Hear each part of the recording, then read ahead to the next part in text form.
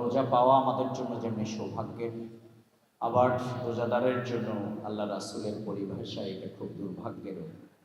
যদি কেউ রোজা পেয়েছে কিন্তু গুনাহ মাপ পায়নি, তার জন্য ধ্বংস, আল্লাহ রাসূল বলেছেন। সুতরাং সেই আল্লাহর কাছে ক্ষমা পাওয়ার সেই দিনগুলো আমাদের সামনে এসে গেছে। এই রমাদানের অন্যতম যে মর্যাদা আমরা সকলেই জানি, সেটি হচ্ছে আল্লাহ তাআলা মহাগ্রন্থ আল কোরআন নাজিল করেছেন। আল্লাহ রাব্বুল আলামিন এই জন্য রমাদানের যেমনি মর্যাদা দিয়েছেন, আবার আমাদের জন্য লাআল্লাকুম তাত্তাকুন, এখানে যে ফরেজগারিটা আমরা অর্জন করতে চাই, আমরা আল্লাহকে ভয় করার যে দৃষ্টান্তটা আমাদের এই খাবারকে পরিহার করার মাধ্যমে আমরা আল্লাহকে দেখাচ্ছি, আমাদের এই প্র্যাকটিসটাকে নিয়ে যেতে হবে আমাদের বাকি সময়ে ৩৬৫ দিন। আল্লাহ তাআলা এই প্রশিক্ষণটা আমাদেরকে দিচ্ছেন। ইটস ওয়ান কাইন্ড অফ ড্রামি প্রশিক্ষণ। আপনার এই প্রশিক্ষণটা কিন্তু হালাল খাবার বর্জন করলে আল্লাহর কি তাকওয়া এখানে, কিন্তু আমরা দেখাচ্ছি যে টাইম টেবিল এইভাবে মেপে মেপে আমি যেভাবে এটাকে আল্লাহকে ভয় করে আমি চলছি, ঠিক আমি আমার জীবনের প্রতিটি জায়গায়, আমাদের ব্যবসা বাণিজ্য, রাজনীতি, অর্থনীতি, সমাজনীতি, প্রত্যেকটা ক্ষেত্রে আমি আল্লাহকে এইভাবে ভয় করব, সেই রকম একটা প্রশিক্ষণ কিন্তু আমরা দিচ্ছি। এই জন্যে তাহলে সেই প্রশিক্ষণ তো রোজার পরে আর থাকছে না, কিসের মাধ্যমে হবে? সেই প্রশিক্ষণটাই হচ্ছে আল্লাহ তাআলা আমাদের জন্য এই মহাগ্রন্থ আল কোরআনটা নাজিল করেছেন আমাদের জীবনব্যাপী, আমাদের জীবনের সকল জায়গায় এই কোরআনের বিধানটাকে আমাদেরকে ফলো করার জন্য আমরা এই তাকওয়ার প্রশিক্ষণটা দিচ্ছি। সুতরাং আমাদের এই তাকওয়া যদি ব্যবসায়ীরা যদি তার ব্যবসায়ী জীবনে নিয়ে যেতে পারে, তাহলে তিনি কিন্তু কোনো দ্রব্যমূল্যের দাম তার মাধ্যমে ঊর্ধ্বগতি হওয়ার কথা না, তার রাজনীতিবিদের মাধ্যমে দুর্নীতি সন্ত্রাস হওয়ার কথা না, সমাজের কোনো মানুষ কিন্তু আর অন্যায় অবিচার করতে পারে না, বরং সে আল্লাহকে ভয় করার এই প্র্যাকটিসটাকে আমাদের সব জায়গায় নেয়ার মাধ্যমেই আমাদেরকে ইন্না আকরামাকুম ইনদাল্লাহি আতকাকুম, আল্লাহর কাছে মর্যাদার কোনো স্ট্যাটাস আল্লাহ তাআলা রাখেন নাই। আমাদের শিক্ষা দীক্ষা সম্পদ এগুলোর মাধ্যমে সমাজের স্ট্যাটাস কিন্তু ঠিক হয়, যে আমরা কে কত বড় ছোট, কিন্তু আল্লাহ তাআলা তার মর্যাদার মানুষের কি হবে এটির জন্য রেখেছেন এই রমাদানের এই প্রশিক্ষণ, লাআল্লাকুম তাত্তাকুন, অর্থাৎ যে আল্লাহকে ভয় করে আল্লাহর কাছে সে সবচেয়ে বেশি সম্মানিত। সুবহানাল্লাহ।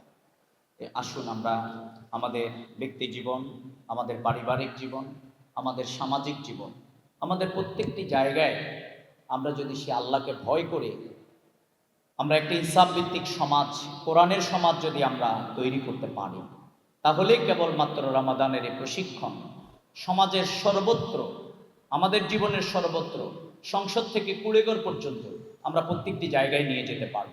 কিন্তু এই কোরআন কিছু কিছু জায়গায় আছে, আর কিছু কিছু জায়গায় অনুপস্থিতির কারণে, অধিকাংশ জায়গায় অনুপস্থিতির কারণে সমাজে কিন্তু অশান্তি দূরা যায়, শোষণ, বঞ্চনা, লুণ্ঠন, মারামারি এসব হয়। এই জন্য আল্লাহ তাআলা বলছেন, আফাতুমিনুনা বিবাদিল কিতাব ওয়া তাকফুরুনা বিবাদ ফামা জাযাউ মান ইয়াফআল যালিকা মিনকুম ইল্লা খিজিয়ুন ফিল হায়াতিদ দুনিয়া ওয়া ইয়াউমাল কিয়ামাতি ইউরাদ্দুনা ইলা আশাদ্দিল আযাব। তোমরা যদি এই যে ইফতারেরটা মানো কিন্তু ঘুষেরটা না মানো, সুদেরটা না মানো, সমাজের অন্য জায়গায় যদি এটাকে না মানো, তাহলে তোমাদের জন্য কঠিন শাস্তি রয়েছে। এই জন্য আপনারা আজকে রোজাদার ভাইয়েরা, আল্লাহ তাআলা এখানে যেমনি কোরআন নাজিল করেছেন, আবার এই রমাদানে আল্লাহ তাআলা বদরের যুদ্ধ দিয়েছেন, 17ই রমাদান, ঠিক না? সুতরাং আমরা যদি সেই কোরআনের শাসন যদি এখানে প্রতিষ্ঠা করতে পারি, তাহলে সমাজ থেকে অন্যায় অবিচার দূরীভূত হবে। আপনারা কি চান সমাজের সংসদ থেকে শুরু করে সর্বত্র কোরআনের আইন প্রতিষ্ঠিত করা যান? তাহলে আমি আপনাদেরকে আহ্বান জানাবো, আসুন আমাদের পরিবারে, সমাজে আমরা সর্বত্র এই দিনের আহ্বানকে পৌঁছাই। আমরা বাংলাদেশ জামাত ইসলামী আজকে যে মানবিক সমাজ বিনির্মাণের জন্য প্রচেষ্টা চালাচ্ছে, তার সাথে আমরা ঐক্যবদ্ধ হই। বিগত দিনের আমাদের ছাত্র সমাজের সে আন্দোলনটা সেটাই ছিল, আমাদের অসহায় বঞ্চিত মানুষের সংগ্রামটা এটাই ছিল।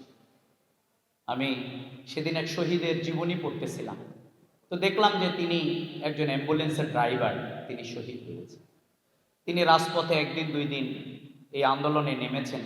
তার স্ত্রী তাকে বলেছিল যে আমার 3টি সন্তান, আমাদের, তোমার যদি কোনো অসুবিধা হয়ে যায় তাহলে আমাদের কি হবে?